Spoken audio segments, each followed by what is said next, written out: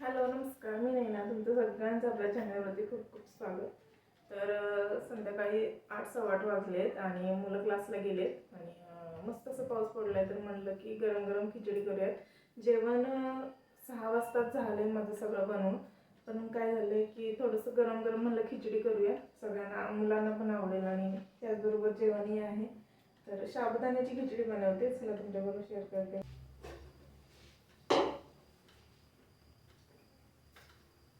6 वाजता जेवण झाल्यामुळे किचनवरती भांडी वगैरे घासून ठेवलेत मी. आणि म्हणजे आत्ता खिचडी एक्स्ट्रा बनते, त्यामुळं मग मी आहे असंच ठेवून खिचडी फक्त बनवून घेते. तर ह्या तिखटवाल्या मिरच्या घेतल्यात मी. म्हणजे खिचडी करण्याची मला तरी असं वाटतं की प्रत्येकाची वेगवेगळी पद्धत आहे. तर मी कशी करते हे तुमच्याबरोबर शेअर करते, तुम्हालाही कदाचित आवडेल. तर मी घरात जेव्हा मिरची आणते तेव्हा मला तिखट वाली मिरची शक्यतो मी घेऊन येते जास्त करून. कारण भाजीला एक तिखटपणा, आपली जी तिखट असलेली मिरची जर आणली तर तिला जास्त तिखटपणा नसतो.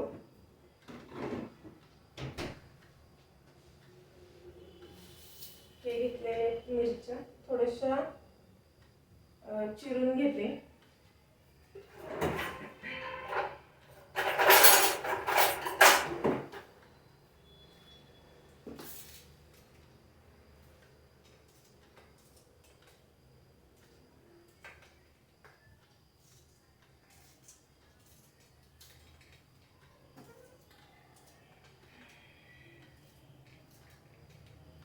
मोठे तुकडे करते जास्त, कारण कृष्णा शक्यतो तिखट जास्त खात नाही. त्यामुळे मग त्याच्यासाठी चिनू खाते. चिनूला मिरची सुद्धा भाजीत काढून खायला आवडते.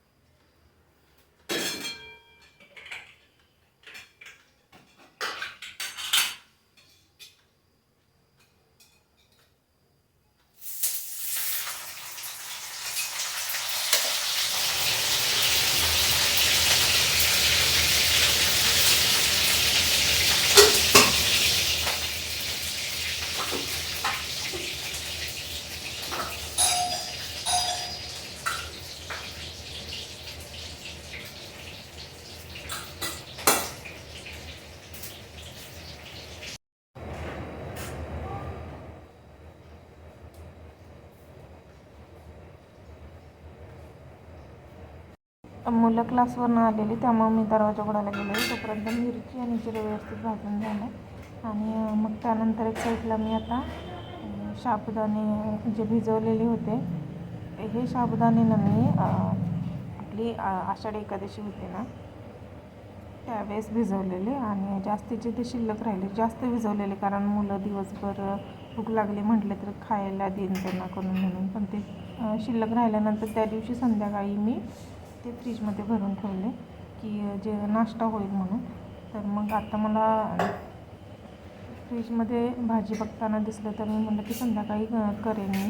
आणि मी चिरूला सांगून ठेवलेलं की मी संध्याकाळी खिचडी करूया, कारण मुलांना खिचडी खायला आवडते. त्यामुळं मग मी तिला सांगून ठेवलेलं की क्लासवरून येईपर्यंत मी करून ठेवेन. त्यासाठी मग मी करायला घेतलेलं. साबूमध्ये खिचडी मी करेन. साबुदाण्यामध्ये शेंगदाणे मी आधीवर मिक्स करून घेते, कारण त्यामुळं मी करताना तरी शाबू चिटकत नाही. कारण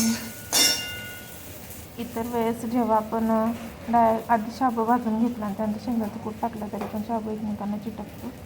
म्हणून मग मी अशा पद्धतीने करते. शाबू कमी पडेल असं वाटलं म्हणून मी परत घेतला आणि व्यवस्थित आता फ्राय करून घेते. सगळं मी मोठ्या गॅसवर फ्राय करून घेणार आहे, त्यामुळे काय होईल शाबू कडक होणार नाही. आणि फ्राय करून झाल्यानंतर ते झाकून ठेवला की हवे असं नरम होतं. त्यामुळे मी ह्या पद्धतीने करते. तुम्हाला कसं वाटतं हे तर तुम्हाला कमेंट करून नक्की सांगा.